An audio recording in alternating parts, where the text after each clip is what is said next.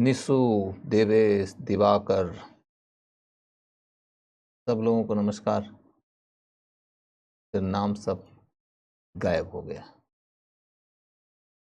Good evening everybody. आज आशा कुमारी, पल्लवी, मंजेश, मनीष, सौरभ, शालू, Rahul, Diwakar, IPS, Rishabh, Mohammad Zahid, Saurabh, आभा, निखिल, निकिता, निहारिका, सचिन, रजनेश, सचिन यादव, खुशबू कुमारी, ऋषि, बादल, दीपांकी, Deepchand, Nancy, पूजा सिंह, ऋषि कुमार। चलिए, सब लोगों को नमस्कार करता हूं। सब लोगों को रामनवमी की हार्दिक शुभकामना। और रामनवमी की हार्दिक शुभकामना के साथ यह कि राम के व्यक्तित्व को यदि थोड़ा सा भी समझो तो आपको उसमें क्या बातें नजर आएंगी। नंबर 1 यह कि ज्ञान का अनंत थे लेकिन बहुत सहज थे। नंबर 2 पराक्रम की पराकाष्ठा थे लेकिन बहुत सरल थे। नंबर 3 नीति की प्रतिमूर्ति थे लेकिन बहुत सहृदय थे और बहुत हास्य, बहुत सौहार्द, बहुत मैत्री भाव में रहते थे। जीवन जीने का इतना सहज और इतना सरल और इतना सौहार्दपूर्ण तरीका भारतीय संस्कृति जो वेदों में सिखाती है, जो उपनिषदों में सिखाती है, जो महाकाव्यों में सिखाती है, उन सब का सबसे साक्षात प्रतिरूप, मूर्त रूप राम है। राम हिंदुस्तान की सर्वोत्तम उपलब्धि है और हिंदुस्तान की सर्वोत्तम शिक्षा। राम के जैसा हो जाना हिंदुस्तान के सर्वोत्तम के जैसा हो जाना है। और उस दिशा में 2-4 कदम ही यदि आप बढ़ा सके तो यह आपके लिए, आपके परिवार, आपके समाज, आपके देश और पूरे विश्व के लिए एक बहुत बड़ी बात होगी। राम कैसे थे उसे आप अपने अध्ययन के आधार पर जानिए। वो राजनीतिक नाराओं में नहीं है। वो कहते हैं कि राम तुम्हारा वृत्त स्वयं ही काव्य है, कोई कवि बन जाए सहज संभाव्य है। मैथिली शरण गुप्त की पंक्ति है। राम का व्यक्तित्व कैसा है तो जिस रावण को धाराशायी किया उस रावण के सामने अपने भाई को पेश करते हैं यह कहते हुए कि रावण महान राजनीतिज्ञ हैं, उनसे राजनीति की शिक्षा लो। रावण के परिजनों के सामने बड़ी विनम्र और बड़ी विनीत भाव से खड़े होते हैं। यह कहते हैं कि मैं तो ये लड़ाई नहीं चाहता था, लेकिन जब लड़ाई होगी तो उसका ये नतीजा निकलता ही निकलता है। तो देवी आप मुझे क्षमा करें। और वो लोग जो कि रावण के परिजन हैं और डरे हुए हैं कि उनके साथ में क्या होगा, उन्हें अभय तो देते हैं। ये कैसा शत्रु है कि जो उन परिजनों के ऊपर प्रहार नहीं करता है, उन पर प्रचंड नहीं होता है, उनके सामने इस भाव से जाता है कि देखो देवी मेरी गलती नहीं है। और सच में क्या गलती है? युद्ध थोपा गया रावण की ओर से। लड़ना जरूरी नहीं तो धर्म का क्या होगा? मामला ये नहीं है सिर्फ कि सीता जी का क्या होगा, मामला है कि धर्म का क्या होगा, सत्य का क्या होगा, नीति का क्या होगा, मर्यादा का क्या होगा, सदाचार का क्या होगा, सज्जनों का क्या होगा। इन सब की रक्षा करना है तो राम को हाथ में धनुष उठाना पड़ेगा, रावण का शीश काटना पड़ेगा, रावण के नाभि के अमृत कुंड को सुखाना पड़ेगा। लेकिन रावण भी तो किसी का पति था। उस स्त्री के सामने राम कैसे पेश आते हैं, ये भारतीय संस्कृति है और यही राम है। रावण भी तो महान ज्ञानी था, उस ज्ञान को उसका क्या होगा। इसलिए लक्ष्मण को रावण के चरणों के नीचे बिठा देते हैं, यही राम है। तुम समझने लगो तो राम में कितनी गहराई है, ये समझते समझते पूरी जिंदगी बीत जाएगी। और जब भी थोड़ी थोड़ी और गहराई समझोगे तो तुमको आनंद महसूस होगा। और वो ज्ञान जिसको हासिल करने के बाद आनंद महसूस हो, उसके जैसा थोड़ा सा बनने का मन होगा। और उसके जैसा थोड़ा सा बनने का मन होगा तो हर दिन सीखने के लायक होता है। लेकिन यदि किसी के जन्म का दिन हो तो थोड़ी प्रेरणा और प्रबल होती है। आज उसी की प्रेरणा है। सीख लो, थोड़ा सा राम के जैसा हो जाओ। चलो, तो आज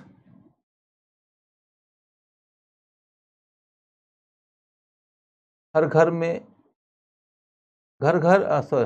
में ही एक ही नाम, एक ही नारा गूंजेगा। देखो, मैंने जितनी बातें कहनी थी कह दिया। अब तुम लोगों को जो समझना है समझ लो। लेकिन मैंने तमाम चीजों के बीच में बहुत महत्वपूर्ण एक और बात कही है, उसको भी ध्यान रखना। Don't convert Ram into a sloganry. Ram भारतीय संस्कृति का सर्वोच्च है, भारतीय संस्कृति का सार तत्व है, भारतीय संस्कृति के सत्य के साकार हैं, भारतीय संस्कृति में संवेदना की सबसे सरल और सबसे गहन अभिव्यक्ति है, विचार का सबसे गहन और सबसे सरल अभिव्यक्ति है। तो राम वो हैं, सदाचार की चरम अवस्था है। लेकिन उनका सदाचार विचारों की जटिलता में खोता नहीं है। लगता है कि वो मेरे भाई में है, वो मेरे पिता में है, मेरे मित्र में है, मेरे राजा में है, वो मेरे पति में है, मेरे पिता में है, मेरे भाई में है, मेरी पत्नी में है, सब में वो सहज तरीके से दिखने लगता है। तो राम को ऐसे समझो। मैंने आप लोगों को जो सबसे महत्वपूर्ण बात बताया वो ये कि जब अधर्म अपना सर उठाएगा तो राम के हाथ में धनुष होगा। ये जरूरी है, नहीं तो धर्म का क्या होगा, सत्य का क्या होगा, सदाचार का क्या होगा, नीति का क्या होगा।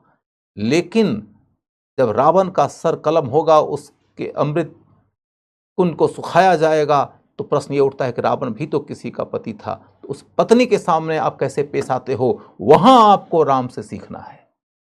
और रावण भी ज्ञान का एक कोष था, उस ज्ञान कोष का क्या होगा, वहां आपको राम से कितना सीखने को मिलेगा। कि लक्ष्मण को रावण के पैरों के नीचे बिठा देते हैं, ज्ञान कोष को निरर्थक नहीं जाने देते हैं कि व्यक्ति मर गया तो उसका ज्ञान कोष उसके साथ चला जाएगा। नहीं, ज्ञान कोष तो सभ्यता की थाती है। तो सोचो राम कितने गहन है। चलिए, अब हम आपके सामने में आगे बढ़ते हैं टॉपिक के साथ में। हमारा टॉपिक कल था 6ठी सदी ईस्वी का काल। 6ठी सदी ईस्वी के काल के बारे में हम आपके सामने और कोई चर्चा नहीं करने वाले हैं। जितनी चर्चा मैंने कल कर दिया था उतनी ही चर्चा आपके एग्जाम के लिए सफिशिएंट है। उसके आगे की कोई पढ़ाई नहीं। समझ गए? अब इसके आगे बढ़िए। इसके आगे बढ़ते हुए आप देखोगे कि आज के क्लास में हम जो टॉपिक पढ़ने जा रहे हैं वो है 7th and 8th century. 7th and 8th century, 7वीं और 8वीं सदी का भारत। 7वीं और 8वीं सदी का भारत। 7वीं 8वीं सदी के भारत की कहानी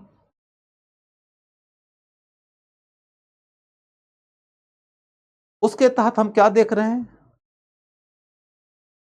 कि 7th सेंचुरी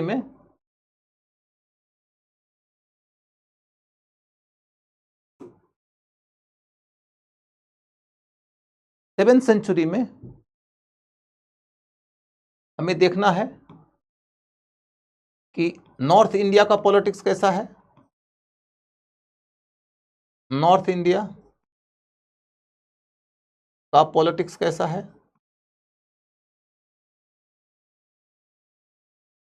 फिर साउथ इंडिया का पॉलिटिक्स कैसा है।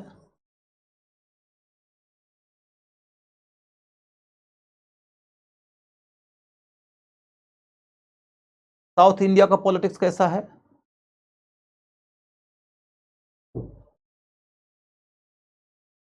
उसके बाद दक्कन की राजनीति कैसी है। दक्कन की राजनीति कैसी है।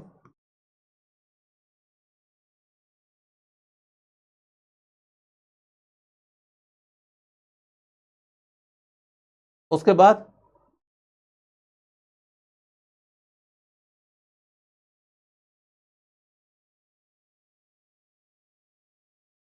हम शुरू करेंगे नॉर्थ इंडिया से। नॉर्थ इंडिया से शुरू करते हैं।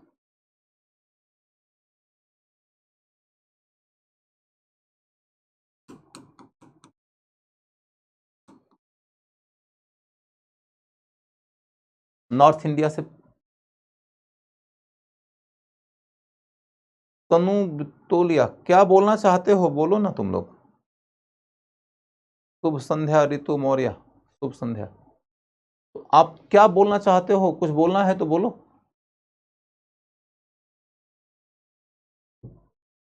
अब देखो, सबसे पहले हम पढ़ेंगे नॉर्थ इंडिया का पॉलिटिक्स। सचिन यादव, पोस्ट गुप्ता अभी पूरा नहीं हुआ है सर जी। पोस्ट गुप्ता के बारे में आप लोगों को मैंने कल भी बताया, आप ध्यान नहीं देते हो। मैंने कहा कि पोस्ट गुप्ता माने गुप्त के बाद का काल, गुप्त के बाद का काल 12वीं सदी तक चलेगा। 12वीं सदी तक चलेगा। 12वीं शताब्दी तक का जो काल है उसको पोस्ट गुप्ता का काल ही कहा जाता है। उसको आप अर्ली मिडिएवल इंडियन हिस्ट्री भी कहते हैं, माने आरंभिक मध्यकालीन इतिहास भी कहते हैं। आरंभिक मध्यकालीन इतिहास भी कहते हैं।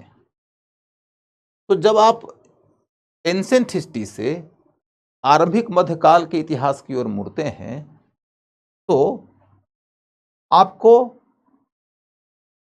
जो पीरियड पढ़ना होता है वो पीरियड बेसिकली गुप्त काल के बाद का इतिहास ही है। और बीच में ट्रांजिशन का पीरियड है 7वीं 8वीं शताब्दी का काल। 7वीं 8वीं शताब्दी का काल ट्रांजिशन का पीरियड है, तो हम उसी काल की ओर मुड़ रहे हैं। और इसलिए आज का टॉपिक है 7वीं 8वीं शताब्दी ईस्वी का। ये आपने कल पढ़ लिया था, ये कंप्लीट कर दिया था मैंने। और इधर की ओर हम मुड़ रहे हैं। जब इधर की ओर मुड़े तो हम सबसे पहले 7वीं शताब्दी का मुद्दा उठाए।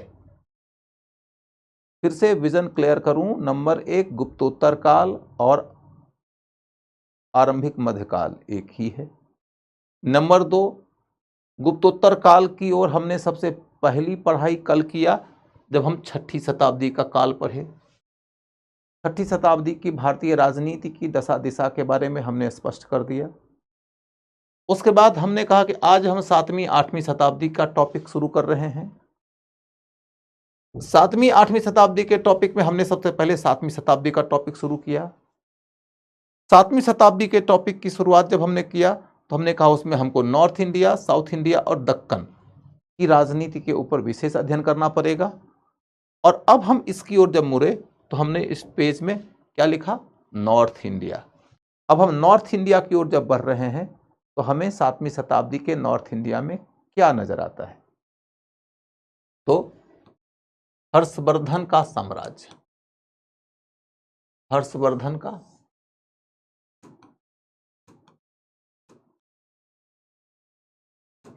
साम्राज्य, हर्षवर्धन का साम्राज्य। हर्षवर्धन के बारे में क्वेश्चन पूछने के लिए कुछ एक महत्वपूर्ण पॉइंट्स हैं, आप उसे जरूर नोट करिएगा, वो नहीं भूलना है। सबसे पहला पॉइंट है कि हर्षवर्धन का काल क्या है? 606 से 643 के बीच, माने यही वो दौर है जब वो रूल किया है।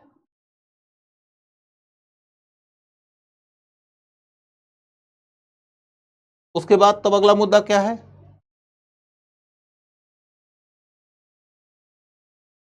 अगला मुद्दा क्या है कि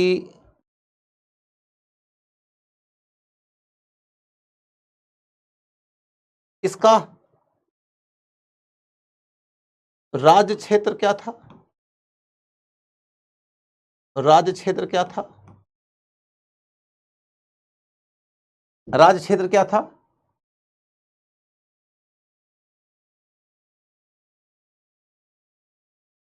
प्रत्यक्ष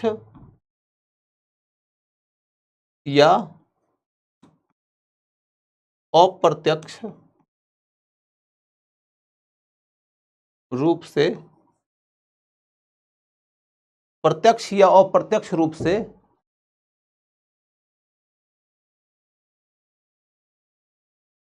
पूरे भारत पर नियंत्रण।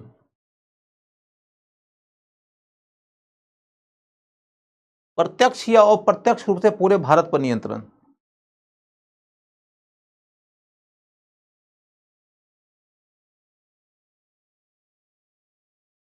इसीलिए अब देखो कि इस हर्षवर्धन के राज्य की स्थिति क्या है। तो थानेश्वर राज्य तो हर्षवर्धन का अपना ओरिजिनल राज्य था ही। थानेश्वर माने हरियाणा में तो उसका राज्य था ही। उसके बाद फिर उसने कन्नौज के राज्य को भी अपने राज्य के अधीन कर लिया। कन्नौज का राज्य भी उसके अधीन आ गया, यानी कि उत्तर प्रदेश उसके राज्य के अधीन आ गया। उसके बाद फिर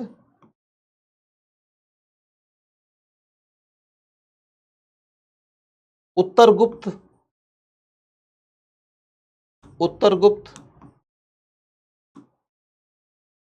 का क्षेत्र भी उसके अधीन आया।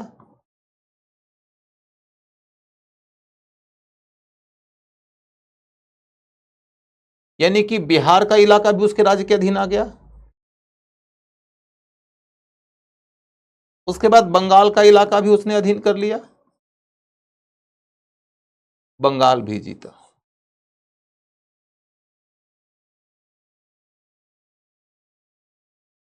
इधर हरियाणा के आगे चलकर देखो तो उसने पंजाब का इलाका भी जीत रखा है और कश्मीर का इलाका भी। तो कश्मीर से लेके बंगाल तक का इलाका उसने जीत रखा है, जहां वो या तो प्रत्यक्ष रूप से शासन करता है या अप्रत्यक्ष रूप से। प्रत्यक्ष रूप से शासन करने का मतलब हुआ कि जहां का गवर्नर वो खुद अपॉइंट करेगा, जहां के अधिकारियों की नियुक्ति वो स्वयं करेगा।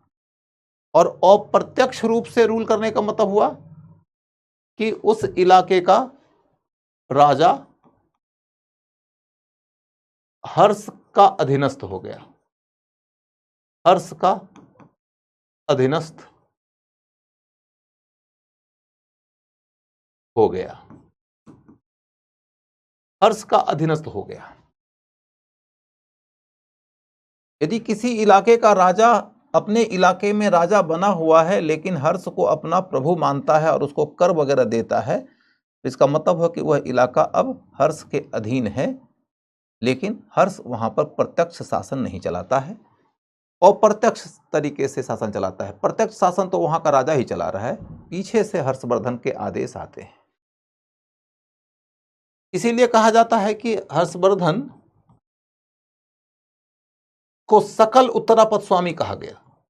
सकल उत्तरापथ स्वामी माने संपूर्ण उत्तर भारत का स्वामी था, यह उसका टाइटल था, सकल उत्तरापथ स्वामी, ये याद रखिएगा। और उसके काल में विदेशी यात्री आया है ह्वेनसांग, मैं आगे चलकर ह्वेनसांग के बारे में बताऊंगा। ह्वेनसांग कहता है कि उसने एक यज्ञ कराया था, यज्ञ में 20 करद राजा माने कर देने वाले राजा आए थे, माने उसके द्वारा कराए गए यज्ञ में शामिल होने के लिए 20 ऐसे राजा आए थे जो उसको कर देते थे, यानी उनके इलाकों में हर्ष का अप्रत्यक्ष प्रभाव था। तो हर्षवर्धन के राज्य क्षेत्र की बात करके देखो तो राज्य क्षेत्र में पहली बात स्पष्ट हो गई कि वह संपूर्ण उत्तर भारत के ऊपर प्रत्यक्ष या अप्रत्यक्ष प्रभाव रखता था, इसीलिए उसको सकल उत्तरापथ स्वामी कहा गया है। क्लियर है? अब अगला मुद्दा क्या है कि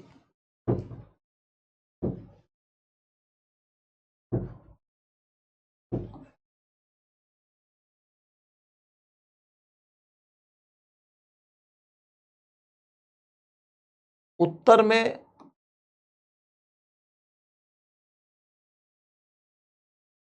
उसका एक मित्र और एक दुश्मन बहुत उल्लेखनीय है। तो मित्र का नाम भी पूछा जा सकता है, दुश्मन का भी नाम पूछा जा सकता है, यह पूछा जा सकता है कि उसके साथ में कैसा संबंध था। तो मित्र का नाम है भास्कर बर्मन, आपको याद है मैंने कल भी बताया है इसके बारे में। भास्कर बर्मन, भास्कर बर्मन जो कामरूप का राजा था, कामरूप का राजा माने असम का राजा, असम के कामरूप का राजा भास्कर बर्मन हर्षवर्धन का समकालिक था, हर्षवर्धन के लिए मित्रवत था। अब यह नहीं स्पष्ट होता है कि हर्षवर्धन का उसके ऊपर कितना प्रभाव था, लेकिन हर्षवर्धन के लिए मित्रवत था, यह बात तो स्पष्ट है। क्लियर है? दूसरी बात यह है कि दुश्मन कौन था, तो सबसे प्रबल दुश्मन के रूप में नाम आता है बंगाल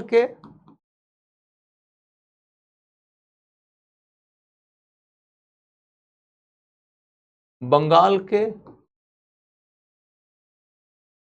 गौड़ प्रदेश का राजा शशांक।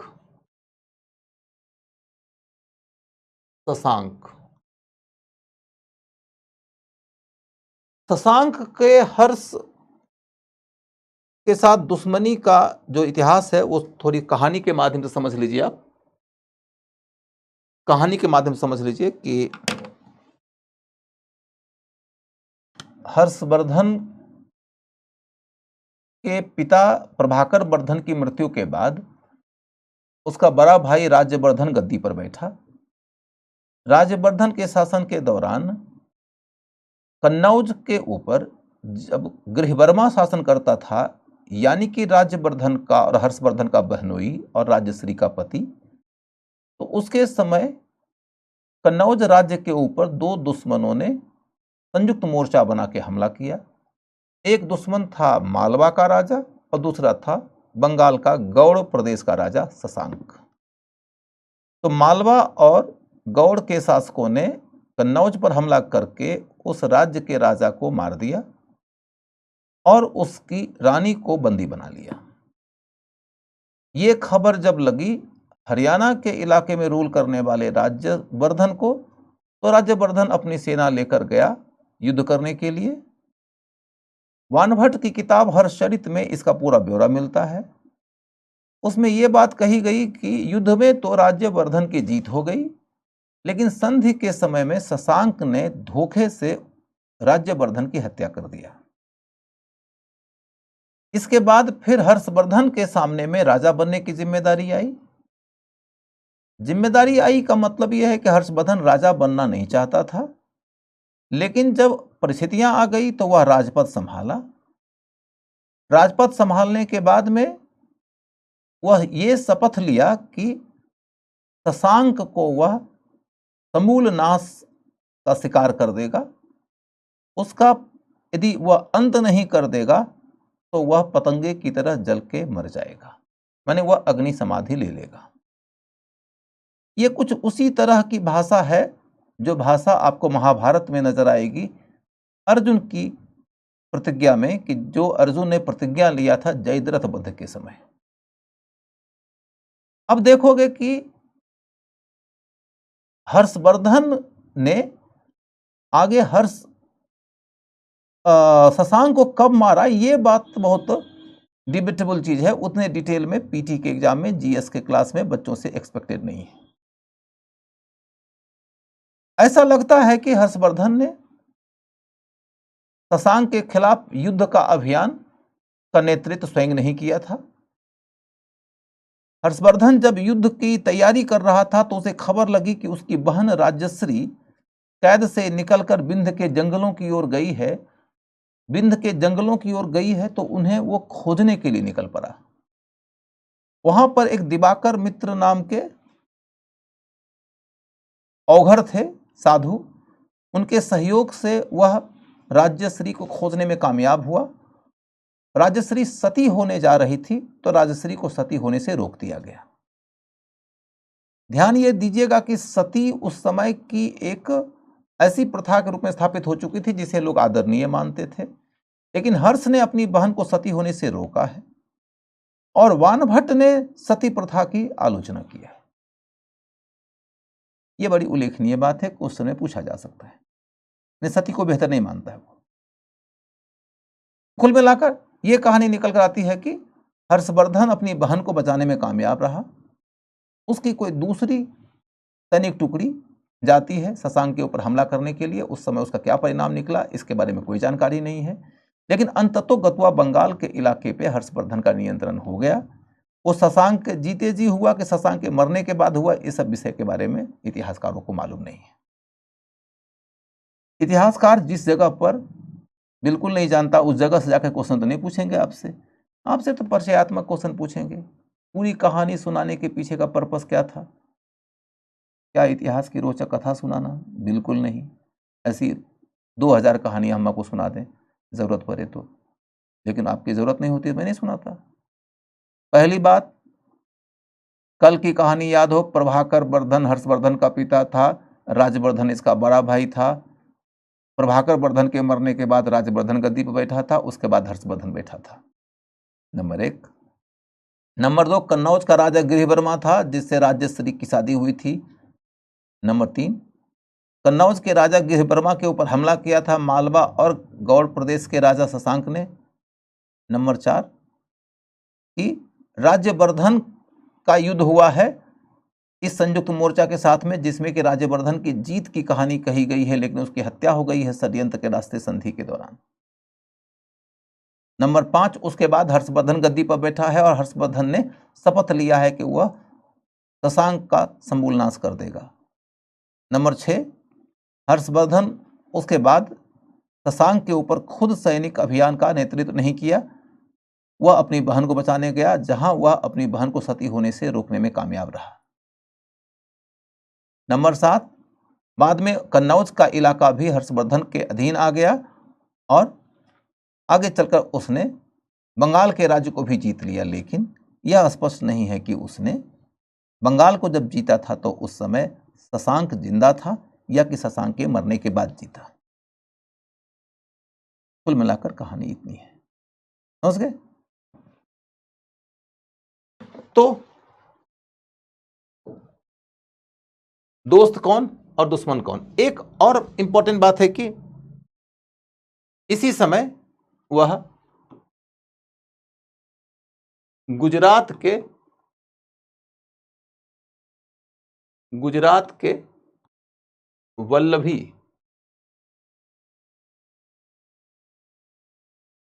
के मैत्रक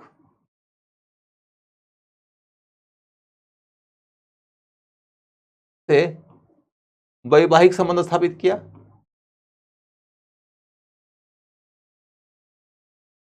गुजरात में वल्लभी का इलाका है, वल्लभी में एक राजवंश शासन करता था, उसको मैत्रक राजवंश कहते हैं। मैत्रक राजवंशियों के साथ में हर्षवर्धन ने वैवाहिक संबंध स्थापित किया, यानी कि हर्षवर्धन की बेटी की शादी मैत्रक वंश के राजा के साथ में हुई थी। ठीक है, तो गुजरात के वल्लभी के मैत्रक वंश, यानी कि इंपॉर्टेंट बात जो फैक्ट के रूप में याद रखना है वो ये कि वंश कौन सा है, मैत्रक। मैत्रक कौन से इलाके में रूल करते थे, वल्लभी में। वल्लभी कहाँ है, तो गुजरात में। और मैत्रकों का हर्ष के साथ में कैसा नाता था, तो वैवाहिक संबंध था, माने मित्रता का नाता था, मित्रता का नाता था। क्लियर है? यानी गुजरात तक उनका मैत्रीपूर्ण संबंध था। अब अगला पॉइंट जो जानने लायक है वो ये कि हर्ष ने महाराष्ट्र के बादामी के चालुक्य, बादामी के चालुक्य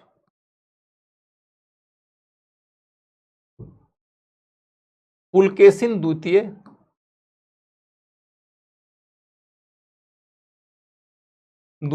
के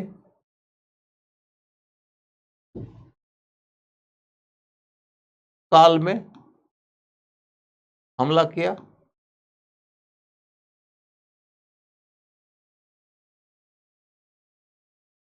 हर्षवर्धन ने महाराष्ट्र के ऊपर हमला किया।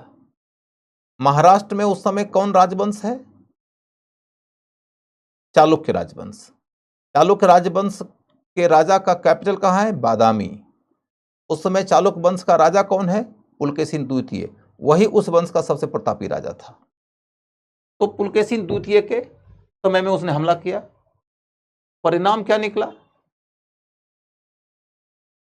परिणाम क्या निकला,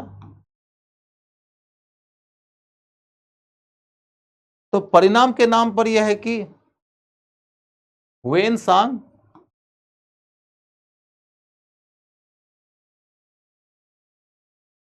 ने कहा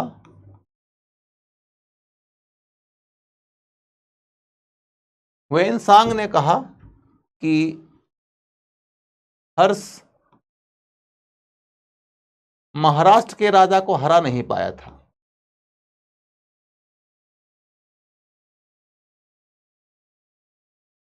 राजा को हरा नहीं पाया था।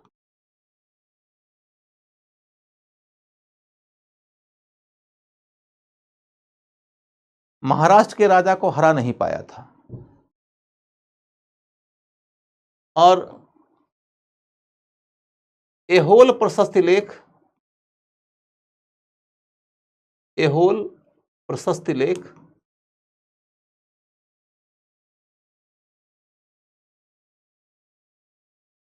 माने एहोल नाम के जगह पर एक अभिलेख मिला है जो प्रशंसात्मक शैली में लिखा हुआ है। किसने लिखा है, रवि कीर्ति ने।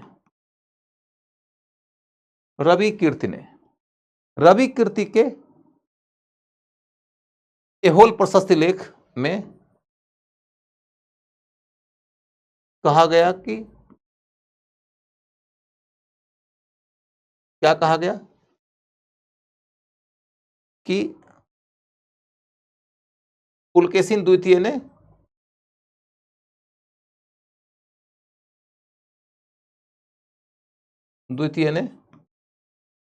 हर्ष को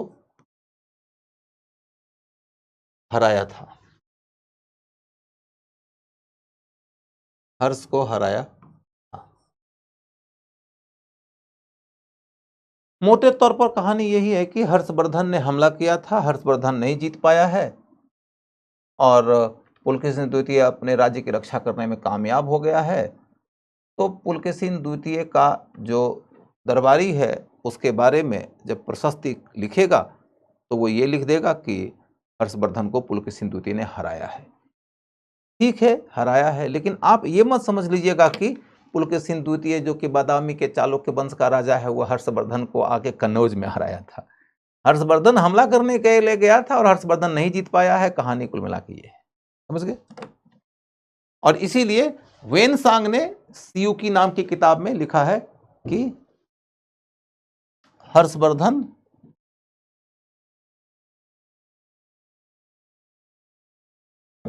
नहीं जीत पाया था महाराष्ट्र के राजा को, हर्षवर्धन महाराष्ट्र राजा को नहीं जीत पाया था।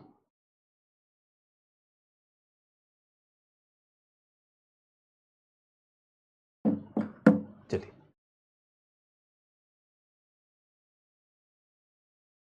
तुम लोग क्या क्या सवाल पूछता है जी। ये पूछ रहा है कि वल्लभी के मैत्रक के यहाँ हर्ष की बेटी की शादी हुई थी, उसमें हर्ष की बेटी का नाम क्या था। ये लोग क्वेश्चन बिल्कुल नहीं देखता है और जिस समय पढ़ना शुरू करता है उस समय तो सोचता है कि मतलब एकदम रोम रोम पढ़ लें, उसकी एक एक जानकारी तथ्यों की हम रट लें। मतलब ये सोचियो कि जो जानकारी वानभट्ट ने अपनी किताब तक में नहीं दी है वो जानकारी भी लेने में इसकी रुचि होती है। और 2 महीना के बाद इसको पूछोगे कि मैत्रक राजवंश कहाँ शासन करता था और 4 ऑप्शन दे दोगे तो कंफ्यूज हो जाएगा कि कहाँ करता था, कश्मीर में करता था कि असम में करता था कि गौड़ प्रदेश में करता था कि कलिंग में करता था, कांची में करता था कि वल्लभी में करता था। तो तुम समझा करो दोस्त कि यदि तुम्हें ठीक से तैयारी करनी है तो the first guide you should consult that is the previous years questions. पिछले वर्षों के क्वेश्चन को देखो और पिछले वर्षों के क्वेश्चन को देखोगे तभी जाके तुम्हें यह पता चलेगा कि क्या पढ़ना और क्या नहीं पढ़ना। मैं आप लोगों को जब पढ़ा रहा हूं तो आपको यह यकीन होना चाहिए कि मैं कम से कम पिछले 30 वर्षों के क्वेश्चंस को 30 बार पढ़ चुका होऊंगा और उसके आधार पर ही मेरा सिलेबस बनता है और उसके आधार पर ही मैं कोई तथ्य पढ़ाता हूं या कोई तथ्य नहीं पढ़ाता हूं। जब मैं अपनी जानकारी के सारे तथ्य आपके क्लास में पढ़ाने लगूं तो फिर आपका नुकसान है। और कुछ तथ्य तो आप ऐसे पूछते जो हमको भी नहीं मालूम है। हमको छोड़ो ना, हर्षवर्धन के दरबारी वानभट्ट ने भी नहीं लिखा है, तुम ऐसे सवाल पूछ रहे हो कि वल्लभी में जो हर्षवर्धन की बेटी की शादी हुई थी उसमें उस बेटी का नाम क्या था। छोड़ो यार ऐसा लग रहा है कि खुद भी कंटेनर बनेगा शादी का।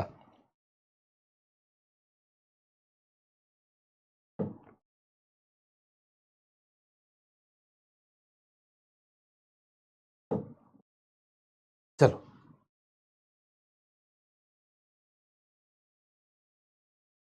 तो अब देखो कि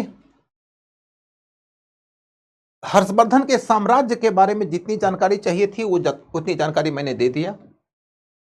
अब अगला मुद्दा है हर्षवर्धन के प्रशासन के बारे में। हर्षवर्धन का प्रशासन, हर्षवर्धन का प्रशासन कैसा था? तो गुप्तों के ही जैसा था, गुप्तों के ही जैसा था, गुप्तों के ही जैसा था। अब इसके बारे में आप डिटेल मत जाइए कि केंद्र में कौन कौन से विभाग था, प्रांत में कौन कौन सा विभाग था, जिला में कौन कौन सा विभाग था। You need not to go into that detail. Harshvardhan का प्रशासन मोटे तौर पर गुप्त जैसा ही था। माने ये भी विधायिका, कार्यपालिका, न्यायपालिका के प्रधान थे। इनके यहाँ भी शासन के तमाम मंत्रिमंडल थे, तमाम प्रकार के बड़े बड़े पदाधिकारी होते थे और मंत्री या पदाधिकारी की नियुक्ति शासक अपनी मर्जी से करता था। वो सब विभाग जो हर्षवर्धन के काल में है वो गुप्त काल में भी थे। गुप्त काल वाले ही विभाग इस काल में भी दिखाई देंगे आपको। गुप्तों के साम्राज्य की ही तरह यहाँ भी साम्राज्य को प्रांतों में बांटा गया है, प्रांत को फिर जिला में बांटा गया है। प्रांत को यहाँ भी भुक्ति कहते हैं और प्रांतपति को उपरी कहते हैं। जिला को यहाँ भी विषय कहते हैं और जिलाधिकारी को विषयपति कहते हैं। तो nothing is going to change. So इस काल के प्रशासन के डिटेल पे आपसे क्वेश्चन नहीं पूछा जाएगा। जो क्वेश्चन पूछा जाएगा सो बताता हूं आपको कि गुप्तों के जैसा था प्रशासन ये, और दूसरा यानी कि इनका प्रशासन का ढांचा कैसा था, गुप्त शासकों के जैसा था कि मौर्य शासकों के जैसा था? गुप्त शासकों के जैसा। ये इंपॉर्टेंट है।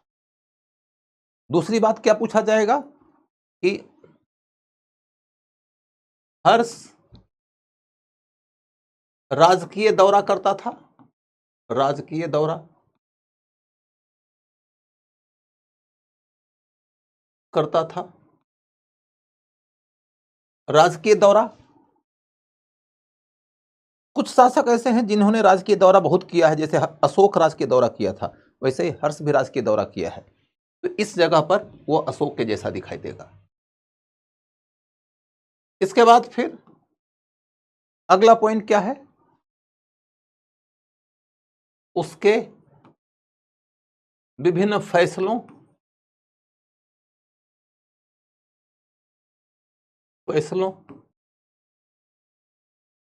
का रिकॉर्ड संकलन आरंभ हुआ। रिकॉर्ड संकलन आरंभ हुआ। यह बहुत बड़ी बात है। जिनको एडमिनिस्ट्रेशन की समझ नहीं होती है वो तो इसे नहीं समझते, लेकिन एडमिनिस्ट्रेशन की समझ वाले जानते हैं। सुप्रीम कोर्ट को आज भी कोर्ट ऑफ रिकॉर्ड कहा जाता है, क्योंकि वो जो फैसला देते हैं उनके फैसले आगे के सुप्रीम कोर्ट के केसेस के डिसीजन के लिए भी उदाहरण होते हैं और high courts and lower courts के लिए भी उदाहरण होते हैं। तो आप ये देखो कि कोर्ट ऑफ रिकॉर्ड के जैसा कुछ शुरू हुआ हर्षवर्धन के काल में, और यहां से इतिहास लेखन के लिए सामग्री भी मिलने लगी। इसके बाद हर्षवर्धन के शासन के लिए दूसरी बात क्या है कि उसे अपने सामंतों से सेना की प्राप्ति होती थी। सामंतों से सेना और कर की प्राप्ति होती थी। सामंत माने कौन? अधीनस्थ राजा। अधीनस्थ राजा। सामंत माने कौन? तो अधीनस्थ राजा। हर्षवर्धन के दरबारी वानभट्ट, जिन्होंने कि हर्षचरित नाम की किताब लिखा, उसमें तो उन्होंने 7 प्रकार के सामंतों की चर्चा किया है। लेकिन 7 प्रकार के सामंत आपसे नहीं पूछे जाएंगे। बस ये पूछा जाएगा कि वानभट्ट ने कई प्रकार के सामंतों की चर्चा किया था। सामंत, आप्त सामंत, प्रधान सामंत, शत्रु सामंत, प्रति सामंत, ऐसे 7 प्रकार के सामंत हैं। महासामंत। तो सामंत शब्द का सामान्य मतलब हुआ अधीनस्थ राजा। 7 प्रकार के सामंतों की चर्चा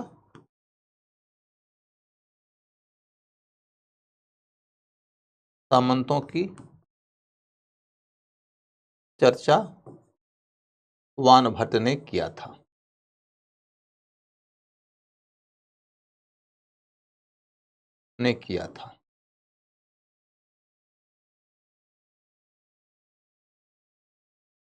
फिर देखोगे कि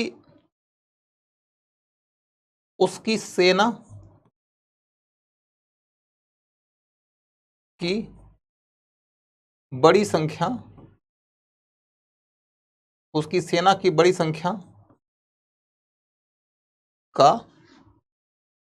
ब्यौरा वेनसांग ने भी दिया है। वेनसांग ने दिया।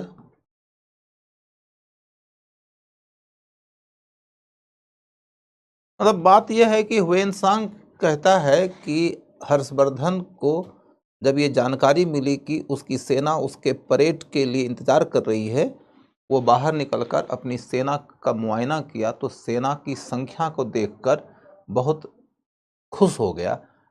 हर्ष के मारे उसका मन प्रफुल्लित हो गया कि इतनी बड़ी सेना। अब इस एक लाइन के अंदर की बात को समझो कि यदि हर्षवर्धन एक राजा है और ऊपर से इतना योग्य राजा है, तो उसको क्या मालूम नहीं है कि उसकी सेना का आकार क्या है? पक्का मालूम होगा। तो फिर वो इतना आनंदित क्यों हो रहा है कि इतनी बड़ी सेना? तो आनंदित इसलिए हो रहा है क्योंकि वो सेना उसके सामंतों के द्वारा भेजी गई सेना से मिलकर बनी होगी, और सामंतों ने कितनी सेना भेजा है ये कन्फर्म तभी होता है जब वो सेना आ जाती है। तो सेना की संख्या को देखकर, उसके आकार को देखकर हर्षवर्धन जो हर्ष के मारे उछल पड़ा था मन ही मन, उसका यही मतलब है। जो भी हो, उसकी बड़ी सेना थी जिसकी चर्चा करता है वेनसांग। इसके बाद फिर अगला मुद्दा है कि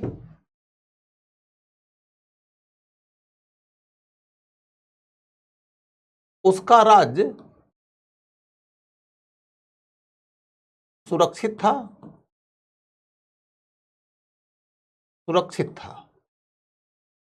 माने जान माल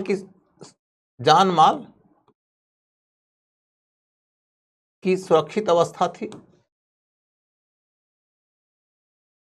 जान माल की सुरक्षित अवस्था थी।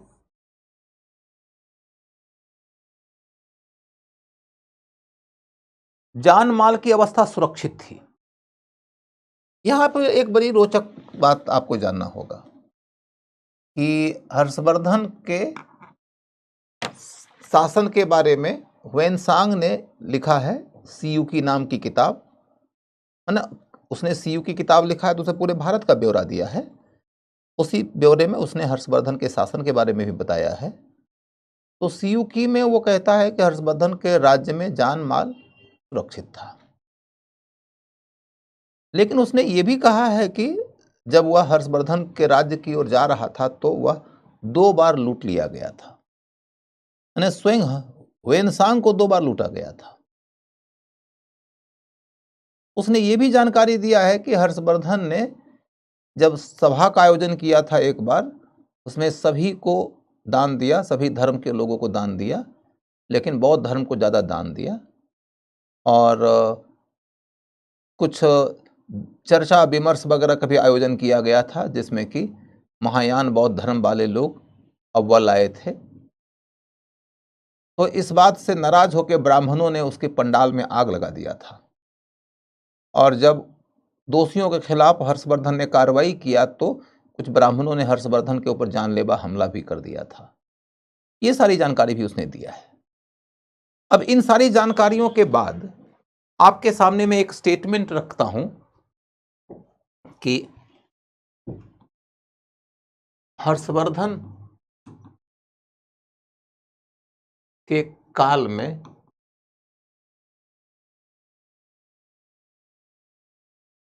जान माल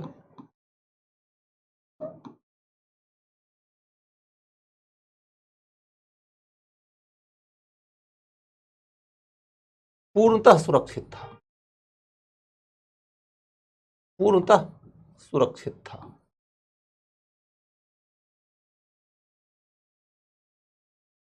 ये राइट है कि रॉन्ग है?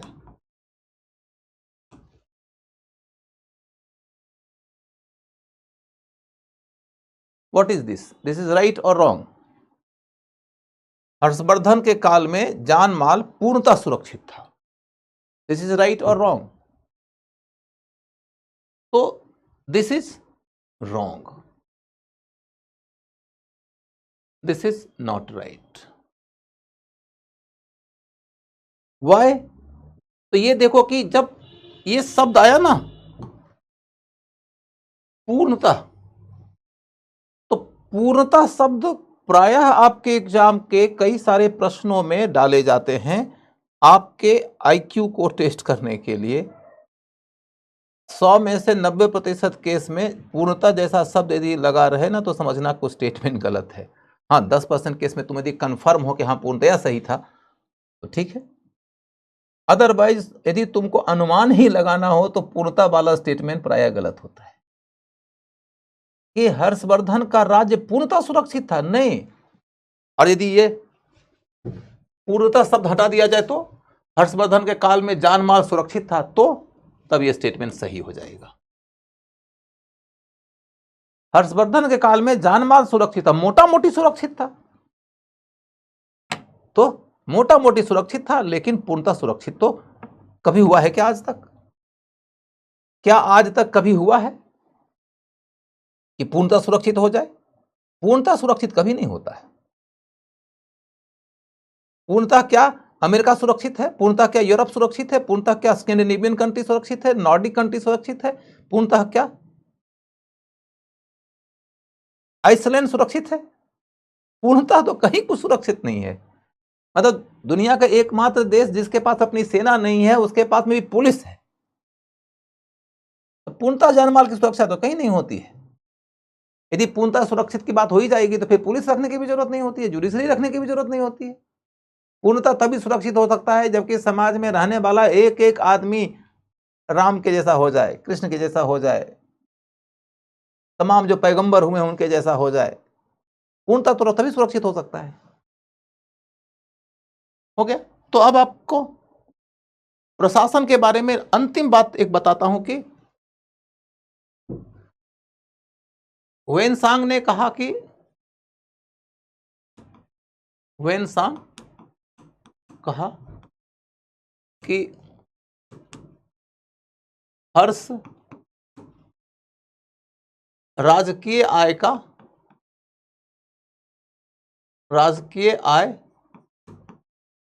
को 4 भागों में बांट देता था, 4 भागों में बांट देता था।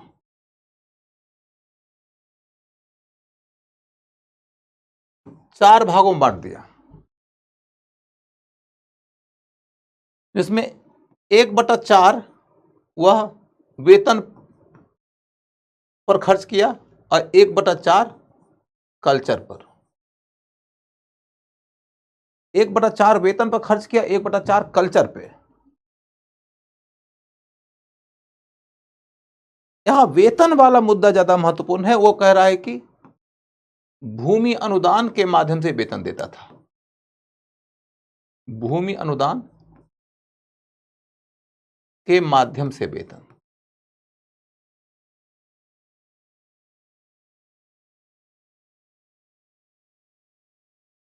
यानी कि वह वेतन तो दे रहा है लेकिन वेतन वह नगद नहीं दे रहा है। आपको याद होगा गुप्त काल में नगद वेतन दिया जाता था, मौर्य काल में नगद वेतन दिया जाता था, लेकिन हर्षवर्धन अपने अधिकारियों को नगद वेतन नहीं देता है, भूमि अनुदान के माध्यम से वेतन देता है।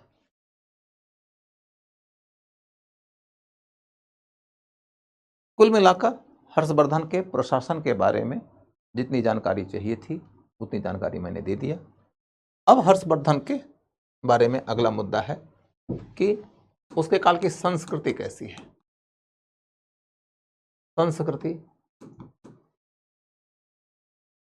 संस्कृति के अंतर्गत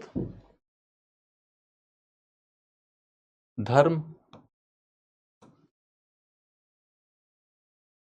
भाषा, साहित्य,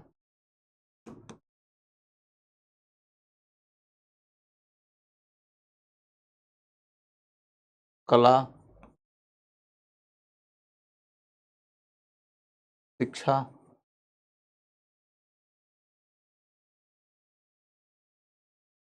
राजकीय व्यय या राजकीय संरक्षण,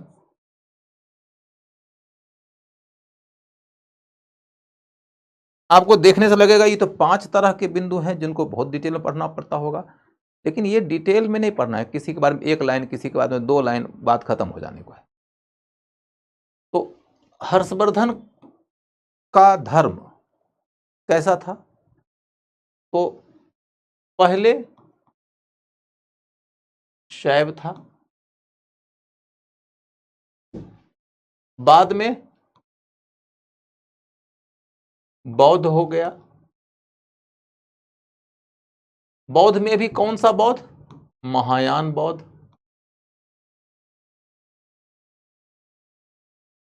पहले शैव था। शैव होने का प्रमाण आपको मिलेगा कि हर्षवर्धन का एक ही स्वर्ण सिक्का मिला है।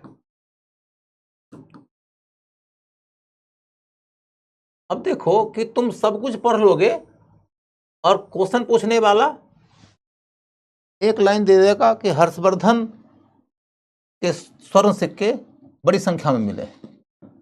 आपको लगेगा कि हर्षवर्धन बहुत बड़ा राजा है तो मिला ही होगा, लेकिन हर्षवर्धन का सिर्फ एक सोने का सिक्का मिला है।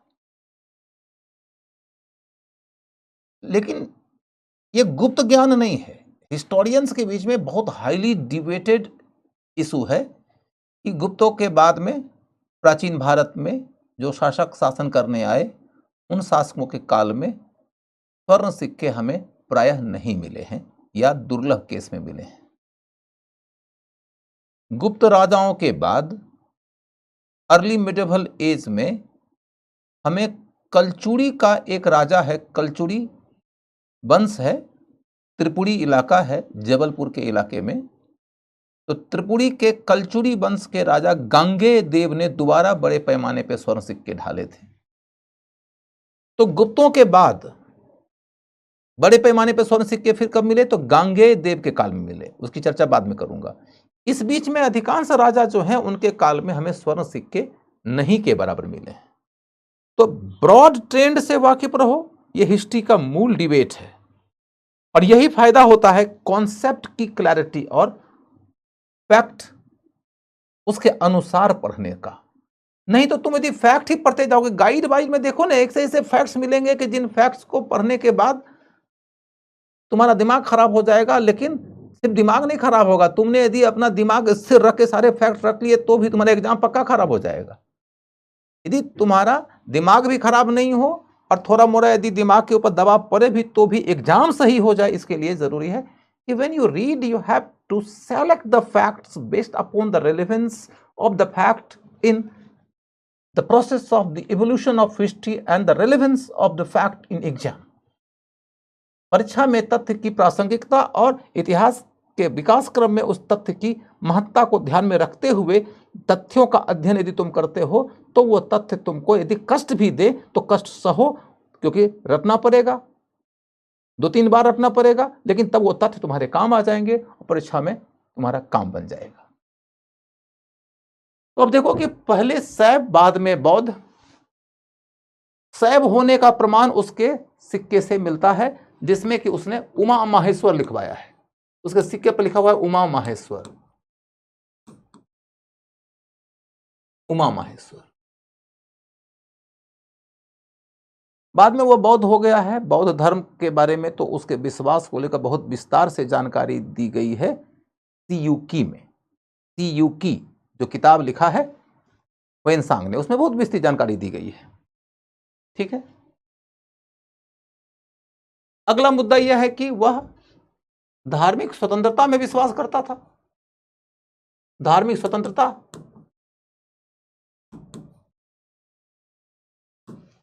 समानता और सबको संरक्षण, इसमें तो कोई डाउट ही नहीं है कि सबको स्वतंत्रता देता है, सबके बीच में समानता की नीति अपनाता है, सबको संरक्षण देता है। अब यह और बात है कि चूंकि वह बौद्ध था तो बौद्ध धर्म को थोड़ा ज्यादा संरक्षण दे देता है। क्योंकि वह बौद्ध था तो बौद्ध धर्म को थोड़ा ज्यादा संरक्षण दे देता है, ये अलग बात है। किंतु यह बात समझना जरूरी है कि वह धार्मिक स्वतंत्रता, समानता और संरक्षण की नीति अपनाता है। हो गया। अब अगला मुद्दा यह है कि भाषा और साहित्य के स्तर पर देखो तो इसके काल में संस्कृत भाषा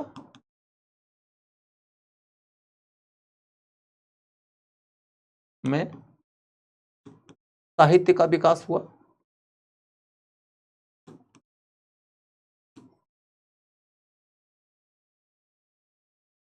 संस्कृत भाषा में साहित्य का विकास हुआ। तो संस्कृत भाषा में जो साहित्य का विकास हुआ है उसके तहत सबसे बड़ी उपलब्धि, सबसे बड़ा जो नाम आता है वो तो वानभट्ट का ही आता है। वानभट्ट, वानभट्ट की किताब का नाम है हर्षचरित। हर्षचरित, हर्षचरित दरबारी साहित्य है, जीवन चरित है। तो दरबार में रहने वाला वानभट्ट अपने स्वामी हर्षवर्धन के बारे में खूब सराहनापूर्ण बातें किया है। इस क्रम में उसके पूरे वंश की भी कहानी बताया है। इसी क्रम में वो प्रभाकर वर्धन के बारे में भी कहता है कि वो तो हुन जैसे हिरणों के लिए केसरीन की तरह थे। इसी में वह राज्यवर्धन के पराक्रम की भी प्रशंसा करता है कि वह कैसे मालवा और गौड़ के शशांक राजा की सेना को हरा दिया था, लेकिन छल से उसे मारा गया। बाद के इतिहासकार कहते हैं कहीं ऐसा तो नहीं कि युद्ध में ही मर गया था, लेकिन वो अपने स्वामी को युद्ध में हारते हुए नहीं दिखा सकते थे, लेकिन मरना छुपा नहीं सकते थे, तो तुमने कह दिया कि षड्यंत्र से मारा गया था। समझ गए? इतिहासकार किसी का सगा नहीं होता है, वो तो हल्का सा एक पिन मारेगा, बैलून का पूरा जो हवा है वो निकल जाएगा। तो ये कहानी है। तो वानभट्ट की किताब हर्षचरित, उसी में हर्षवर्धन के बारे में तमाम वर्णन भी किए गए हैं। वानभट्ट की एक और किताब है कादंबरी। कादंबरी, कादंबरी। इसके बाद हर्षवर्धन की खुद की किताब है कुछ, हर्षवर्धन की खुद की कुछ किताबें हैं। रत्नावली,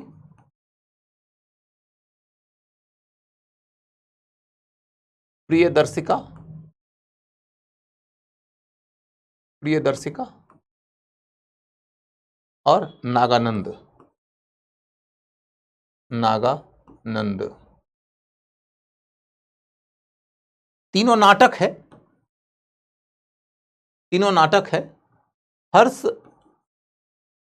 नाटक लिखता भी था, नाटक लिखता भी था और उसका मंचन भी करता था। माने हर्षवर्धन अच्छा एक्टर भी था, हर्षवर्धन अच्छा ऑथर भी था और अच्छा एक्टर भी था। समझ गए?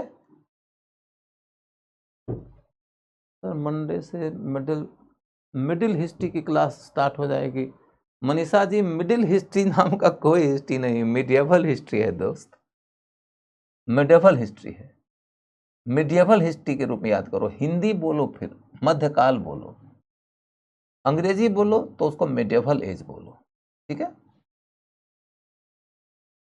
हर्ष ने नाटक लिखा और उसका मंचन भी किया। यहाँ पर एक छोटी सी चर्चा जरूरी है कि हर्षवर्धन के इन नाटकों के बारे में कुछ लोग थोड़ा डाउट भी करते हैं और कहते हैं कि हर्षवर्धन ने वो नाटक की किताबें खुद नहीं लिखी थी, उसने धावक नाम के एक व्यक्ति से किताब लिखवाया था। धावक की चर्चा कई जगहों पर आई है, तो मैंने नाम बता दिया। वैसे धावक का नाम आपके एग्जाम में पूछना नहीं चाहिए। ठीक है? तो हर्षवर्धन के बारे में ये कहानी हो गई। अब इसके बाद में भाषा साहित्य की चर्चा छोड़ दीजिए, और भी कई लोग हुए हैं जिन्होंने कुछ लिखा है, लेकिन वो सब डिटेल की बातें आपसे नहीं पूछा जाएगा। कला की बात करिए तो हर्ष ने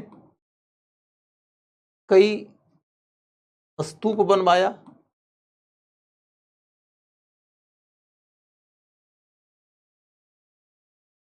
मूर्तियां बनवाई,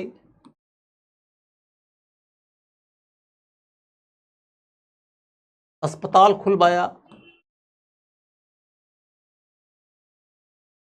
वृक्षारोपण करवाया।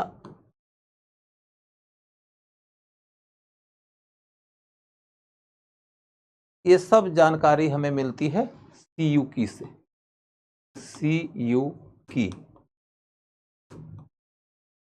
तो सीयू की पढ़ोगे तो तुमको ये पता चलेगा कि हर्षवर्धन ने सड़कों का निर्माण भी करवाया है, वृक्षारोपण भी करवाया है, अस्पताल भी खुलवाए हैं, शिक्षा केंद्र भी खुलवाए हैं। हर्षवर्धन ने बहुत सारे भवनों का निर्माण करवाया है, स्तूपों का निर्माण करवाया है, मूर्तियां बनवाई है, ये सब कुछ जानकारी मिलती है। लेकिन पुरातात्विक साक्ष्य नहीं मिलता। पुरातात्विक साक्ष्य नहीं मिलता।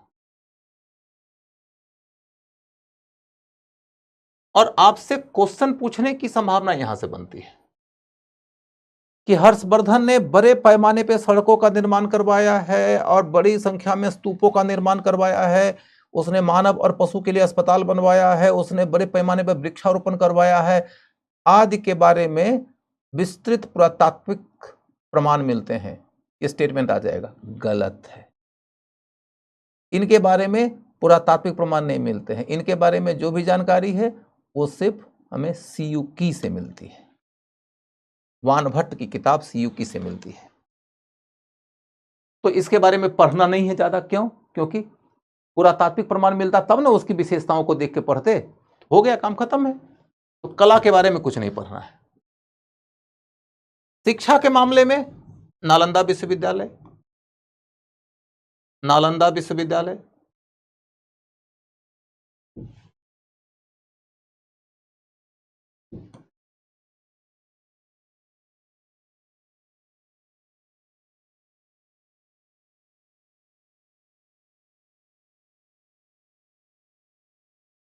नालंदा विश्वविद्यालय के बारे में मोटी मोटी बात तो मैं आपको यह भी बता देता हूं कि विश्वविद्यालय की स्थापना कुमार गुप्त ने किया था। हर्षवर्धन ने 200 गांव दे दिया था ताकि उसके माध्यम से इतना रेवेन्यू आ जाए कि उस रेवेन्यू के बदौलत नालंदा विश्वविद्यालय का पूरा खर्चा निकल जाए।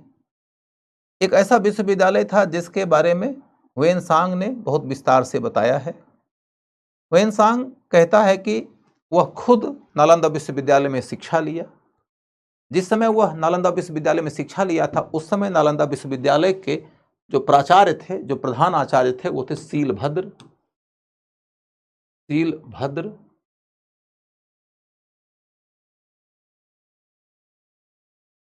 शीलभद्र शीलभद्र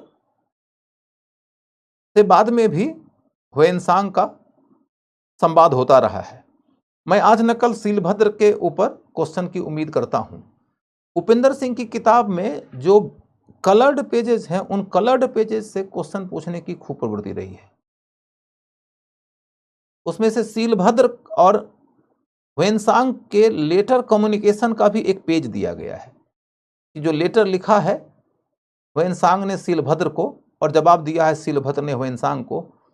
तो अब उसमें चिट्ठी में क्या लिखा गया उस पर क्वेश्चन नहीं आएगा, लेकिन हाँ ये पूछा जा सकता है कि ह्वेनसांग जब वहां पढ़ाई करता था तो उसमें नालंदा विश्वविद्यालय का प्राचार्य कौन थे, प्रधानाचार्य कौन थे? तो शीलभद्र। उसी के बाद फिर नालंदा विश्वविद्यालय में जो पैसे जाते थे उन पैसों के बदौलत वहां पर 10,000 के आसपास स्टूडेंट्स रहते थे जिनके रहने और खाने और पढ़ने की पूरी व्यवस्था निःशुल्क चलती थी। फिर बड़ी संख्या में शिक्षक रहते थे, 200 के आसपास शिक्षक थे, उनके रहने खाने वगैरह की व्यवस्था निःशुल्क चलती थी। वहाँ पढ़ने के लिए विद्यार्थी भारत के अलावे दुनिया के दूसरे देशों से भी आते थे। वहाँ पर मुख्य रूप से तो महायान बौद्ध दर्शन की शिक्षा दी जाती थी, लेकिन उसके अलावा उपनिषदों की शिक्षा भी दी जाती थी, गणित की शिक्षा भी दी जाती थी, राजनीतिक विषयों की शिक्षा भी दी जाती थी, चिकित्सा शास्त्र की शिक्षा भी दी जाती थी, यानी कि कई सारे विषयों की शिक्षा दी जाती थी। ये ऐसी शिक्षा व्यवस्था थी जिसके क्वालिटी के बारे में उस समय दुनिया भर में क्रेडिबिलिटी थी, इसीलिए दुनिया के कई देशों के बच्चे यहाँ पढ़ने आते थे। मैं इसके बारे में डिटेल एक वीडियो बनाऊंगा। मैंने पहले भी आपको कह रखा है कि मैं नालंदा विश्वविद्यालय के ऊपर वीडियो बना दूंगा। आप लोगों ने यकीन कर लेना है, यदि मैंने कह दिया है तो मैं बना ही दूंगा। और इसके यकीन को लेकर कोई डाउट इसलिए भी नहीं होना चाहिए क्योंकि मैं पीछे कई सारे वीडियोज आपके सामने में रख चुका हूँ। मैंने आप लोगों को कहा था कि मैं वैदिक काल के ऊपर एक वीडियो दूंगा आप लोगों को। आपने देखा होगा शायद, 55 मिनट का वो वीडियो है। और आप लोग, मुझे बस एक चिंता रहती है कि कोई देखा कि नहीं देखा, मतलब कोई दुनिया देखे ना देखे उसकी चिंता उतनी नहीं है, वो तो एक प्रोसेस की बात है। लेकिन मैं सबसे ज़्यादा वीडियो बनाता हूँ अपने क्लास के विद्यार्थियों के लिए, और अपने क्लास के विद्यार्थियों के पास करने में उस वीडियो की बड़ी भूमिका होगी। तो इसीलिए मुझे इस बात का एक खटका बना रहता है कि स्टूडेंट देखा कि नहीं देखा। तो तुम लोग यदि देखते हो ना, तो कोई ना कोई तरीके से मुझे इंडिकेट कर दो कि तुमने देखा है। और कैसे इंडिकेट कर दोगे? तो इंडिकेट करने का ये तरीका नहीं है कि तुम कह दोगे सर बहुत बढ़िया वीडियो, धन्यवाद सर, मजा आ गया। इन सब से नहीं कंफर्म हो पाऊंगा मैं। जब तुम उस वीडियो में कही गई कोई बात को उसमें कोट करोगे कि हाँ ये आपने जो कहा वो मुझे अच्छा लगा, या आपने जो ये बात कही मैं इससे सहमत नहीं हूं, यदि तुम इस तरह की कोई बात करोगे तब मैं आश्वस्त हो पाऊंगा कि हाँ तुमने देखा। वो बाजार की भाषा मुझे बिल्कुल अप्रिसिएट वो अपील नहीं करेगी। वाह सर, बहुत अच्छा सर, ये सर, वो सर। ठीक है, वो तुम्हारी भावना है, तुम अपनी भावना की अभिव्यक्ति करो। अच्छा लगे अच्छा बोलो, बुरा लगे बुरा बोलो, that's your right. But my point is different कि I want to be confirmed कि तुमने देख लिया है, और ये मैं तब कंफर्म होऊंगा जबकि तुम उस वीडियो में कही गई किसी बात को कोट करते हुए कहोगे कि मुझे ये वाली बात अच्छी लगी। समझ गए? और उस प्रक्रिया की शुरुआत तुम आज से कर देना। और जिन्होंने नहीं देखा है वो देख लेना, क्योंकि मैंने पहले भी कह रखा है कि उसको आप अपने सिलेबस का हिस्सा ही समझना। यदि उसको आपने सिलेबस की तुलना में एक भी रत्ती, 1% कम महत्व दिया तो ये नुकसान आपका होगा, ये बड़ा नुकसान होगा, दोषी मैं नहीं रहूंगा। अशोक के अभिलेख पर वीडियो बनाने में अभी थोड़ा समय लगेगा, क्योंकि देख रहे हो पीछे मैं वैदिक काल पर ही पहुंचा हूं। तो वैदिक काल और अशोक के बीच में हो सकता है एक आध वीडियो और बनाऊं, और नहीं तो फिर सीधे सीधे अशोक पे आऊंगा। अशोक वाला आने ही वाला है, समझो। कोई बात नहीं, कोई बात नहीं।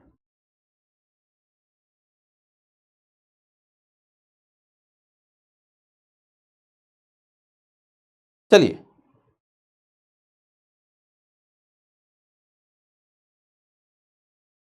हाँ, उसके अंदर जो रीत का ज्ञान है वो बहुत अच्छा लगा। ये आप अब यहां पर उसकी चर्चा नहीं करो, ये वहां पे जाके बोलो, तब मैं समझ पाऊंगा। वहां पर मैं हर तीसरे चौथे दिन जाकर एक बार देख लेता हूं कि स्टूडेंट्स ने क्या कमेंट किया, और उसके अंतर्गत मुझे कोई कमेंट यदि उपयोगी लगता है तो पर्टिकुलरली जो क्लास के विद्यार्थी हैं वो लोग यदि कमेंट करेंगे तो मैं क्लास में उसे डिस्कस भी कर दूंगा। जो बाकी बाहर के बच्चे हैं मैं उनके बारे में डिस्कशन ज्यादा नहीं कर पाऊंगा, इसलिए। चलो, मानसी जायसवाल जी, बेटा मैं 2 घंटे के क्लास के लिए बिल्कुल तैयार हूं, लेकिन अभी आपको 3-4 दिन और इंतजार करना पड़ेगा, मे बी 1 सप्ताह और इंतजार करना पड़ेगा, उसके बाद मैं 2 घंटा का ही क्लास लूंगा। अब चल के देखो कि शिक्षा के बारे में मैंने आपको जो बताना है बता दिया। नालंदा विश्वविद्यालय के अलावा शिक्षा को लेकर कोई खास दूसरी बात नहीं है। तो नालंदा विश्वविद्यालय के बारे में तो मैंने कह ही दिया कि चर्चा मैं करूंगा, तो हमारी बात पूरी हो जाती है। अब देखो आपकी इधर कहानी है राजकीय संरक्षण की। तो राजकीय संरक्षण के बारे में ऑलरेडी बता चुका हूं कि हर्षवर्धन बहुत बड़ा अमाउंट अपने रेवेन्यू का खर्च करता था संस्कृति के संरक्षण के ऊपर, क्योंकि वह 1/4 रेवेन्यू संस्कृति के संरक्षण के लिए ही सुरक्षित कर दिया था। अब हम हर्षवर्धन के व्यक्तित्व के बारे में चल के देखें। हर्षवर्धन का व्यक्तित्व कैसा है? तो व्यक्तित्व में विजेता,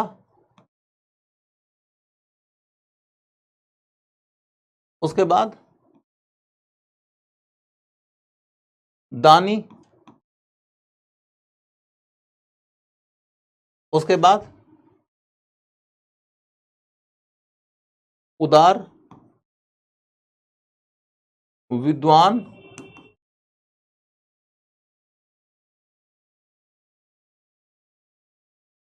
विद्वान, लेखक, अभिनेता,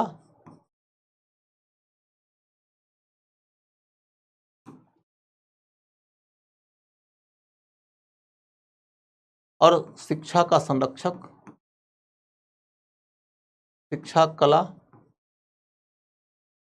का संरक्षक,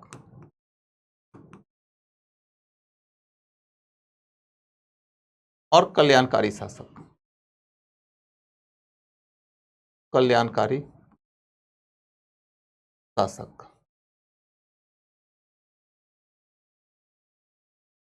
तो ये सब याद करने की बात नहीं है। कभी कभी क्या होता है ना कि कमीशन वाले हमेशा ये प्रयास करते रहेंगे कि याद किया हुआ नॉलेज बेकार कर दो और फंडामेंटल बेसिक चीजों पे क्वेश्चन कर दो। कुछ लोगों के लिए वो क्वेश्चन एकदम आसान हो जाएगा और रटे हुए लोगों के लिए वो क्वेश्चन उनके दायरे से बाहर का हो जाएगा। तो कभी कभी कुछ क्वेश्चंस को वे एकदम आसान बनाने का रिस्क भी लेते हैं उनके लिए जिन्होंने कॉन्सेप्चुअली चीजों को पढ़ा है। तो हर्ष का जब भी ज्यादा अध्ययन करोगे तो, या फिर हर्ष का जब भी तुम फंडामेंटल अध्ययन करोगे तो तुमको यह मालूम होगा कि उसके व्यक्तित्व के बारे में इस तरीके से कहानी गढ़ी गई है कि वो राजा था जो राजा बनना ही नहीं चाहता था। राजा बनना नहीं चाहता था लेकिन परिस्थितियों ने उसे राजा बनने के लिए बाध्य किया, और जब वो राजा बना तो फिर वो अपने बहन के राज्य के ऊपर नियंत्रण नहीं करना चाहता था, लेकिन कन्नौज के मंत्रियों ने उसके सामने बार बार आग्रह किया कि आप कन्नौज का शासन भी संभाल लो, तो जाकर फिर वह कन्नौज का शासन भी अपने अधीन लिया। यानी वह लालची आदमी नहीं था, पद का लोभी नहीं था, ये छवि उसके बारे में बनाई जाती है। उसके बाद अगला मुद्दा यह है कि हर्षवर्धन एक ऐसा राजा था कि जो राजा बन गया तो उसने सकल उत्तरापद स्वामी के हद तक का विजय कर लिया, बहुत बड़ा विजेता था। और हर्षवर्धन की दूसरी खासियत यह बताई जाती है कि वह बहुत विद्वान आदमी था, जिसने कि न सिर्फ तलवार चलाने में महारत हासिल किया था बल्कि वह बहुत महान कलमकार भी था और कलम से लिखता था और स्टेज पे जाके मंचन भी कर देता था। तो ये उसकी बड़ी खासियत है। तलवार और कलम दोनों में धनी था, और इसके बाद तलवार और कलम दोनों में धनी होने के अतिरिक्त वह महान दानी व्यक्ति था। एक बार कहा जाता है कि उसने वो 5 वर्षों में एक सभा आयोजित किया करता था, 5 वर्षों में एक सभा आयोजित करता था। एक सभा आयोजित किया था प्रयाग में, है ना, आज का जो प्रयागराज है, प्रयाग में एक सभा का आयोजन किया था। उस सभा में उसने अपना सब कुछ दान कर दिया, यहां तक कि जो अपने वस्त्र आभूषण पहने हुए था वो भी दान कर दिया। और जिन्हें दान किया उनसे फिर उसकी बहन राजश्री ने दान किए गए कपड़े खरीदा, मूल्य चुका के, तब वो वस्त्र पहन के हर्षवर्धन आया। कि he was a great great great donor. तो इसलिए इसकी चर्चा इस रूप में होती है। दुनिया के इतिहासों में जाके देखो तो इतने बड़े दानी के रूप में बहुत बड़ी कम राजाओं की चर्चा होती है। तो इसलिए दानशीलता इसकी बड़ी मुखर मानी जाती है। इस पे क्वेश्चन आएगा। धार्मिक दृष्टि से उदार था, सभी धर्मों को संरक्षण देता था। ये भारतीय इतिहास की कोई विशेष बात नहीं है, सारे राजा ऐसे ही होते थे। महायान बौद्ध धर्म का संरक्षण किया था, ये विशेष बात है। और शिक्षा के लिए नालंदा विश्वविद्यालय और कल्याणकारी शासक के तौर पे बहुत सारा काम किया था, लेकिन उसके बारे में जानकारी के लिए पुरातात्विक स्रोत है नहीं, तो बात खत्म। अब अगला मुद्दा है कि इसके बारे में हमारी जानकारी का स्रोत क्या है। स्रोत पे क्वेश्चन आने की खूब संभावना रहती है। आप हर्षवर्धन के बारे में कैसे जानते हो? हर्षवर्धन के बारे में आप जब स्रोत की खोज करोगे तो एक स्रोत है साहित्यिक,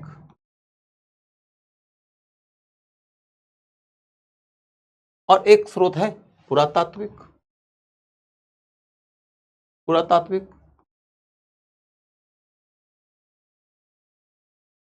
साहित्यिक स्रोत के अंतर्गत वानभट्ट,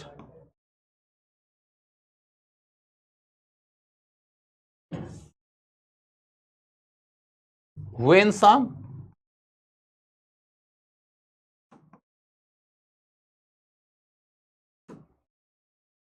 वानभट्ट की किताब हर्षचरित और वेनसांग की किताब सीयू की, ये दो सबसे महत्वपूर्ण किताब है। हर्षचरित और सीयू की, ये दो सबसे महत्वपूर्ण स्रोत हैं। कभी कभी ऐसा भी होता है कि तुम 10 तथ्य याद कर लो कि 10 स्रोत हैं जिससे कि जानकारी मिलती है, और वो क्वेश्चन पूछ देंगे इनमें से सबसे महत्वपूर्ण स्रोत कौन है, एक ही चुनना पड़ेगा। जब एक चुनना पड़ेगा तो ये दोनों नहीं देंगे। दो सबसे महत्वपूर्ण स्रोत कौन है ये चुनना पड़ेगा तो ये दोनों दे देंगे, क्योंकि दोनों स्रोतों को बराबर का महत्व दिया जाता है। तो हर्षवर्धन के बारे में हमारी जानकारी के लिए अनेक सोर्सेस है, लेकिन दो सबसे महत्वपूर्ण स्रोत कौन है? जैसे कि मौर्य काल का इतिहास लिखने के लिए 3 सबसे महत्वपूर्ण स्रोत कौन है? तो अर्थशास्त्र, मेगास्थनीज की किताब इंडिका और अशोक के अभिलेख। वैसे ही हर्षवर्धन के बारे में जानकारी के लिए 2 सबसे महत्वपूर्ण स्रोत कौन से हैं? हर्षचरित और सीयू की। इसके अलावे हर्षवर्धन की अपनी किताबें जो है, हर्ष की पुस्तकें, हर्ष की पुस्तकें भी उपयोगी हो सकती हैं, लेकिन उसमें हर्षवर्धन के बारे में नहीं कहा गया। हर्षवर्धन ने किताब लिखा है किसी विषय पर, उस पर चर्चा की गई है, लेकिन डायरेक्ट हर्ष के बारे में विस्तार से जानकारी देने वाली किताब ये दोनों है। तो हर्ष की पुस्तकें, मैंने किताबों का नाम पीछे लिख दिया है तो इसलिए दोबारा अब उस पर नहीं जाऊंगा। इसके अलावे छोड़ दो, बाकी चर्चा नहीं। इधर पुरातात्विक स्रोत की बात करके देखें तो पुरातात्विक स्रोत में हर्षवर्धन के 2 अभिलेखों की प्राप्ति हुई है। एक है बांसखेड़ा अभिलेख, बांसखेड़ा अभिलेख,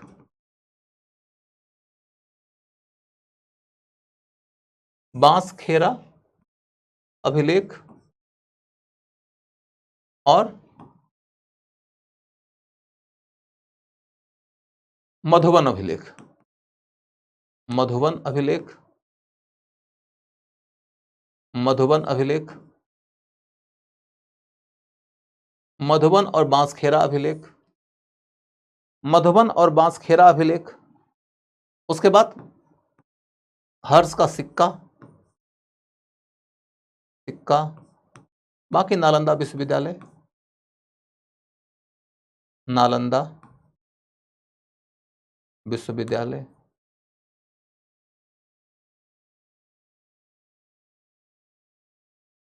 हालांकि नालंदा विश्वविद्यालय को हर्ष ने क्या दिया इसके बारे में जानकारी के लिए जो मेन सोर्स है वो ये है, सीयू की है। तो अब मैं ये कह सकता हूं कि हर्ष के बारे में आपको मैं जितनी जानकारी दिया हूं उतनी जानकारी के आधार पर इस टॉपिक से संबंधित कोई भी क्वेश्चन पूछा जाएगा तो आप उसका आंसर निकाल पाएंगे, बना पाएंगे। यदि कोई डाउट हो आप पूछ लो, डाउट का स्वागत है और उसका समाधान करने के लिए प्रस्तुत हूं। अभी भी हर्ष का बुक है, किताब तो अभी भी है मेरे पास में, किताब रखी हुई है, लेकिन वो किताब ओरिजिनल नहीं है, उसका वर्जन है, उसका वर्जन है, ओरिजिनल किताब नहीं है।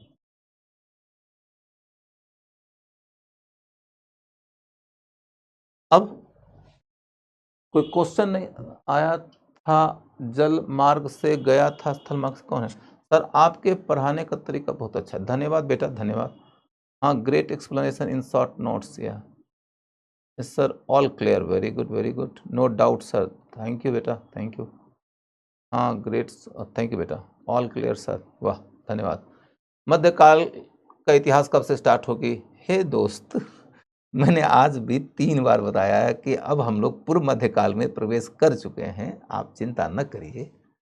चलिए, no doubt sir, thank you so much बेटा। सर प्रभावती, प्रभावती तो चंद्रगुप्त द्वितीय विक्रमादित्य की बेटी थी ना, मैंने पूना ताम्रपत्र बताया ना उसके बारे में, जिसमें कि ये पता चला कि वह कौन से वर्ण की थी, कौन से गोत्र की थी।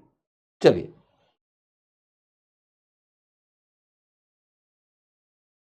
मेरा तो कोई डाउट नहीं रहता, धन्यवाद बेटा। गुजरात की वल्लभी के मैत्र के साथ वैवाहिक संबंध, हाँ हाँ वैवाहिक संबंध था, हर्षवर्धन ने अपनी बेटी का ब्याह किया था। धन्यवाद पूजा जी, धन्यवाद बेटा, धन्यवाद धन्यवाद।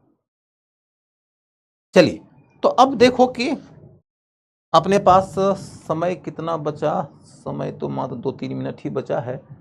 2-3 मिनट में अब क्या पढ़ा पाऊंगा सर? आपने कहा था कि क्या, एक तो चला था बहुत तेजी से गुजर गया स्टेटमेंट। हर्षवर्धन के उपाध्याय बता दीजिए। उपाध्याय क्या मतलब होता है? हर्षवर्धन को उपाध्याय बता दीजिए। तो उपाधि, धर्मराज की उपाधि लिया था मैंने, पीछे पढ़ाया है आप लोगों को।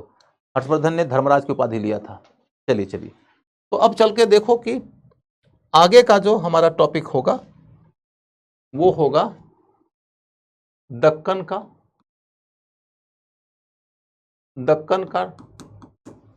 बादामी का चालुक्य। बादामी का चालुक्य। बादामी के चालुक्य के बारे में डिटेल अध्ययन नहीं करना है। इसके बारे में यदि तुम डिटेल अध्ययन करने लगोगे तो फिर तुम्हारा नुकसान हो जाएगा। आपको बस इतना समझना है कि इस वंश का सबसे प्रतापी राजा था पुलकेशिन द्वितीय, जो आपने ऑलरेडी पढ़ रखा है। पुलकेशिन द्वितीय, पुलकेशिन द्वितीय जो बादामी के चालुक्य का राजा है, उसका इधर नॉर्थ के राजा से युद्ध है और इधर साउथ के राजा से युद्ध है। साउथ में किससे युद्ध था? कांची के पल्लव से। कांची के पल्लव से। और नॉर्थ में किससे युद्ध था? हर्ष से। तो जब आप बादामी के चालुक्य का अध्ययन करिएगा तो उस समय आपको यह समझना पड़ेगा कि जब भी वो कोई भी राजा दक्कन में होगा तो उसको नॉर्थ और साउथ दोनों से संपर्क का नफा भी होगा और नुकसान भी होगा। व्यापार वो दोनों से कर पाएगा, संस्कृति से वो दोनों से लाभान्वित हो पाएगा। तो युद्ध भी उधर रहने वाले राजा को दोनों से करना पड़ेगा। यदि वो प्रतापी राजा है तो दोनों ही इलाकों में हमला करके जीत लेगा। यदि वो उतना प्रतापी नहीं है तो दोनों ही इलाकों के हमले का शिकार होकर पिस जाएगा। तो फिर बादामी के चालुक्य के साथ में क्या हुआ, उसके बाद के राष्ट्रकूट वंश के साथ में क्या हुआ, ये चर्चा कल करेंगे। आज इतना ही। नमस्कार।